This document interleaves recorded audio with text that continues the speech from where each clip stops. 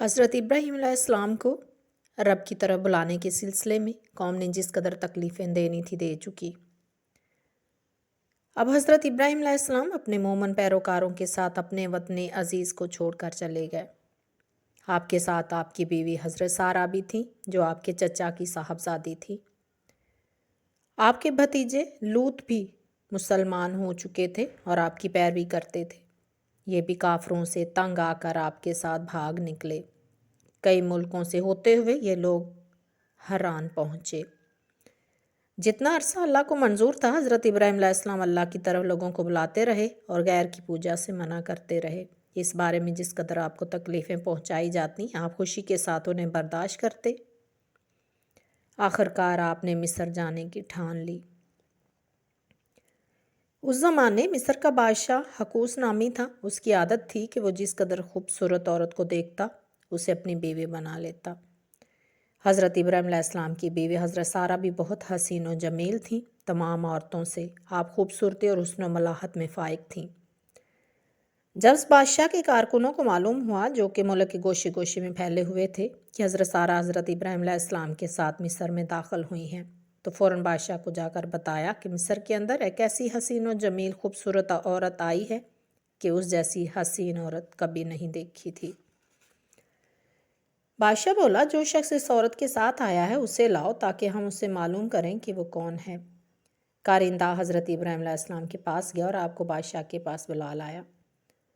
بادشاہ نے پوچھا تمہارے ساتھ یہ عورت کون ہے؟ حضرت ابراہیم علیہ السلام کو یہ خطرہ لاحق ہوا کہ اگر اسے معلوم ہوا کہ یہ میری بیوی ہے تو مجھے کہیں قتل نہ کر دے، اس لیے آپ علیہ السلام نے کہہ دیا کہ یہ میری بہن ہے۔ بادشاہ کہنے لگا تو پھر جاؤ اور اسے اچھے کپڑے وغیرہ پہنا کر ہمارے پاس بھیج دو، ہم اسے دیکھنا چاہتے ہیں۔ حضرت ابراہیم علیہ السلام اس آدمی کے ساتھ اپنی بیوی کے پاس آئے اور فرمایا اے سارہ اس کارندے کے ساتھ بادشاہ کے پاس جاؤ۔ حضرت سارہ نے دریافت فرمایا میرے ساتھ اس کا کیا کام؟ حضرت ابراہیم علیہ السلام نے فرمایا میں اللہ سے دعا مانگوں گا وہ تجھے اور اس کے شر سے محفوظ رکھے گا، کیونکہ حضرت سارہ حضرت ابراہیم علیہ السلام کی اطاعت گزار بیوی تھیں اور آپ کے حکم کی تعمیل کرتی تھیں، اس لیے آپ کے حکم کے مطابق اس آدمی کے ساتھ چل دیں۔ حضرت ابراہیم علیہ السلام اپنے اللہ کے حضور میں حاضر ہوئے اور دعا فرمائی کہ اللہ تعالیٰ سارہ کی عزت و آبرو اور سلامتی کے ساتھ واپس کریں۔ جب حضرت سارہ علیہ السلام اس بادشاہ کے پاس پہنچی تو بادشاہ نے حضرت سارہ کو اپنے قریب بٹھا لیا اور ان کے حسن و جمال کو دیکھنے کے لیے آپ کے چہرے سے پردہ ہٹانے کے لیے ہاتھ بڑھایا، لیکن اس کا ہاتھ وہاں تک نہ پہنچ سکا بلکہ اس کی اپنی چھاتی کی طرف لوٹ آیا۔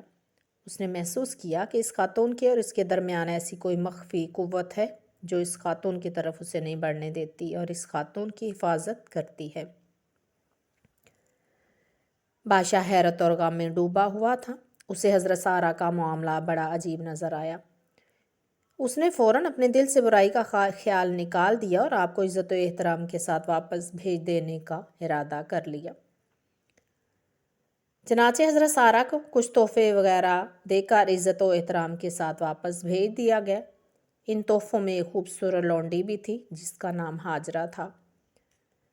حضرت سارہ حضرت ابراہیم کے پاس گئیں تو آپ اس وقت نماز میں کھڑے ہوئے تھے۔ جب آپ کو حضرت سارہ کی آمد کا احساس ہوا تو آپ نماز سے فارغ ہو گئے اور فرمایا اے چچا کی بیٹی تیرے ساتھ اللہ نے کیا کیا؟ حضرت سارہ نے جواب دیا کافر کا فریب لوٹا دیا گیا۔ حضرت ابراہیم علیہ السلام کو زیادہ عرصہ مصر میں رہنا اچھا نہ لگا، چنانچہ اپنی بیوی بھتیجے اور اپنے پیروکاروں کے ہمراہ شام سے ہوتے ہوئے فلسطین کے اندر صبا کے مقام پر قیام پذیر ہو گئے۔ وہاں ایک کنواں کھودا اور کھیتی باڑی کرنے لگے۔ وہ جگہ بڑی زرخیز تھی اس لیے لوگوں نے وہاں پر مستقل رہائش مکان بنا لیے جو لوگ وہاں آباد ہونے آئے۔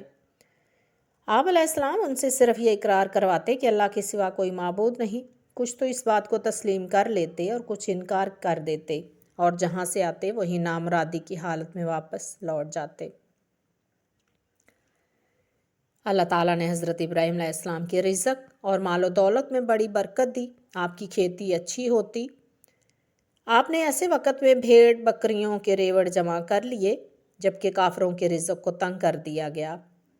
یہ دیکھ کر کہ وہ حضرت ابراہیم علیہ السلام سے انتقام لینے پر تل گئے، آپ کو تکلیفیں پہنچانے لگے، مومنوں کو ستانے اور گالیاں دینے لگے۔ آخر تنگ آ کر حضرت ابراہیم علیہ السلام نے اس جگہ کو چھوڑ دیا اور اطراف فلسطین کی طرف چل پڑے۔ اب سبا کے باشندوں کی یہ حالت ہوئی کہ حضرت ابراہیم علیہ السلام جب انہیں چھوڑ کر چلے گئے تو وہ کنواں جو آپ نے کھودا تھا خشک ہو گیا۔ لوگ حیران و پریشان ہو گئے۔ ان میں سے ایک شخص نے کہا، ہم نے ایک ایسے نیک مرد کو تکلیف پہنچائی ہے جنہیں ایذا پہنچانا کوئی اچھی بات نہ تھی۔